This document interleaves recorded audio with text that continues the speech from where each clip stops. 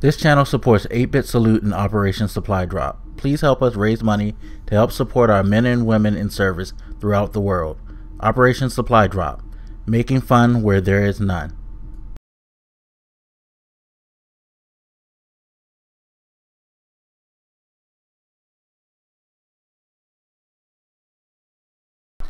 What up, everybody? This is your boy Black Magus, and yes, I know I'm extremely late with this, but man, let's not even go into the excuses. Life is the excuse. Apologies, people, but I just want to catch up with The Walking Dead because we're getting to a pivotal point with the season that's going to be fucking nuts. It's about to get extremely nuts.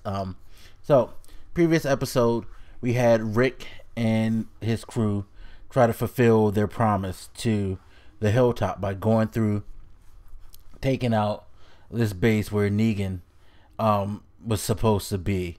So they go to the spot, they run through, they take out everybody, but then they as they're about to leave, they catch somebody trying to run away. When they're questioning this person, they get a call on this radio from another group saying that they have Carol and they have Maggie. So, you know, got some trouble brewing because now the group has to save Carol and Maggie.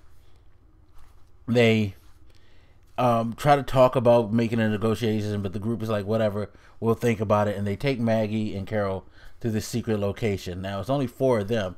And Rick's group, you know, what, there's about 10 of them? I think it is. But, so... And they're, like, extremely lethal, well-trained. Mind you, Negan's people are pretty much the same. But 4 against 10, don't count those odds. Still, Rick's not going to, like, sacrifice his people just to get a small group. So, we get a story which basically revolves around Carol and kind of an evolution for her. Carol has sort of a coming to Jesus moment, as they like to call it, where she makes a realization that, you know, she knows. We saw her in the beginning of last episode write out the number of people who she killed and just like was kind of breaking down. She kind of, you know, through this whole episode, it's just her, you know, just becoming, you know, aware of the fact that, yo, I've become a fucking, like, monster, and I don't want to be a monster. You know what I mean? It's just like she was so willing to kill without hesitation and not give a fuck. The only people who she didn't, you know, feel that way about was the people who she was close to. But she had no problems with murdering anybody who she considered outside. You know, go back to when she was talking to that kid, telling him how he's gonna fucking die because he's weak and he's stupid and stuff like that. You know, it's just like, unless you are in her circle, she views you as pretty much, you know, dead man walking and a potential threat that she's gonna have to put down when necessary. And she has no problem at all. We saw her, you know, she was going to put down Morgan, but, you know, because he's a friend of Rick's, probably would have kept her from doing that. Or, you know, maybe it was what Morgan was saying to her that had made her hesitate, because Carol didn't give no fucks. But as we see during the captivity, she's talking, she's having like hyperventilation. She's like telling them, like, you know, they don't have to do this. They should just let them go and, like, you know, just make everything peaceful and all that. And the girl who's basically the leader of the group is just like, you know, not whatever, you're just a weak, pathetic person, blah, blah, blah, blah, blah, and all that. Just like dissing Carol, because Carol's not being the normal Carol. She's actually is being the normal Carol, because if you think about what she was doing in Alexandria, she was playing the sweet, coy house mom, but we all knew that that was just a bullshit front. And for a minute, I thought she was really bullshitting this chick and fronting, like putting on that posture of, oh, this is weak Carol, the Carol who I show you on the outside that everybody seems to accept because I look the part. But don't get it twisted, I'm not that, you know. So it was really, really funny to see that go down. knowing that she wasn't posturing really. She's just at a point mentally where she's just like, yo, I just don't want to keep doing like the murder thing. It's like, and I can understand, like, once you realize, yo, you've killed 18 people, and then at the end of the show, well, we'll get to that in a second. So they're, having these discussions. Carol's trying to make her point, and Maggie has a discussion with one of the members who was in a similar situation to her, lost her baby during the thing. They're trying to talk to these people, get them to see the light, but these people, they don't care. They're part of Negan's group, and they're just like, all just like, whatever. We ain't shit. One lady's like, I'm dying of cancer, basically. The dude, he's just like, the only reason he has any signs of any emotion is because his fucking arm's fucked up after Carol shot him in the arm, and all of that. They're just all just like, whatever. And especially the leader, the redhead chick, when she starts to really get at Carol, talking about, I used to be the nice secretary dude, I was weak and pathetic like you, then I killed him, and now I've come too far, I've had double digits.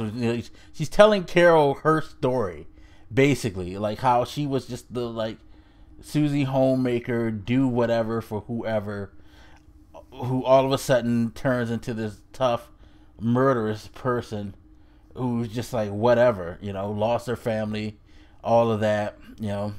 She basically gives no fuck, and Carol's just like, yo, you really don't want this to happen. And I love the line when she was like, what's gonna happen, Carol? She was like, Carol's like, if you keep going here, you're gonna die. She's like, oh, who's gonna kill me? You? And Carol's just like, maybe. And she just looks at Carol like, whatever, like, but Carol's serious. And yeah, she's not her usual cold, in her usual cold posture, but yeah, Carol knows that she fucking would do that. And you get to the end where Maggie gets loose. Carol gets loose after she takes the rosary and sharpens it. She takes out, well,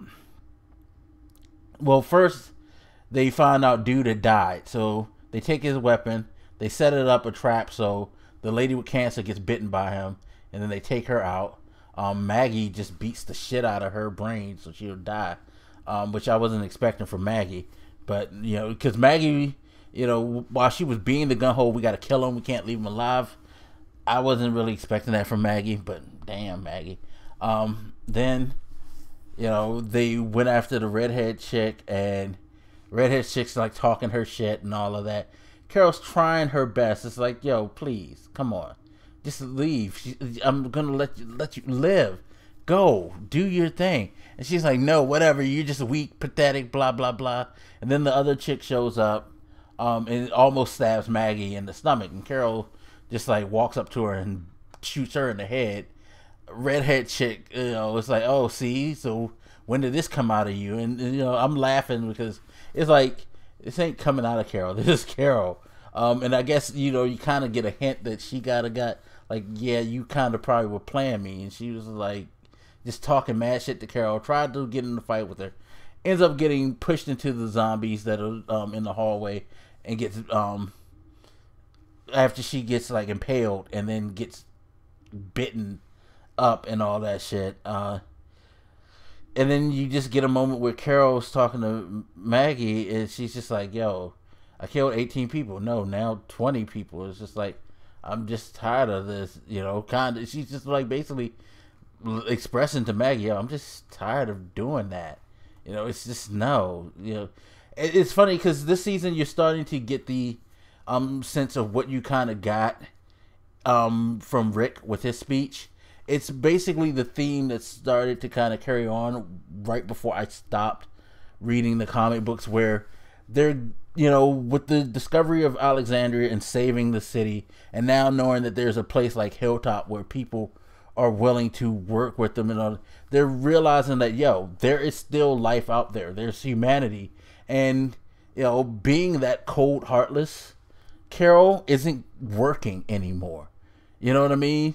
And then you see, like, when she expresses that, Maggie realizes what Carol was trying to tell her while they were in the room. Why are you out here? You have life within you. You are one of the people. You're a part of what can make society come back. Yet you're out here risking not only your life but your child's life for what?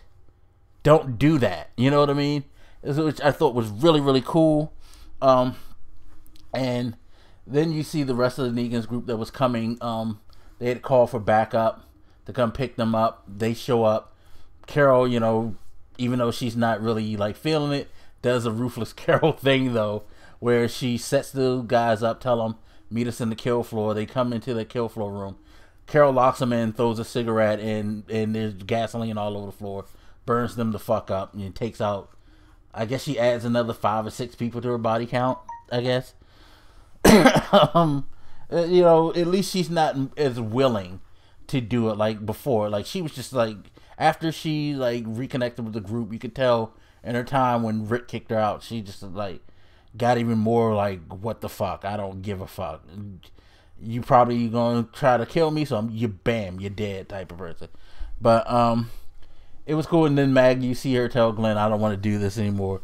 So Maggie's like, gets it now. Then of course the guy who they were going to trade, he like, you know, they asking him like, tell us where's Negan. He was like, oh, well, I'm Negan. And Rick just like pops him.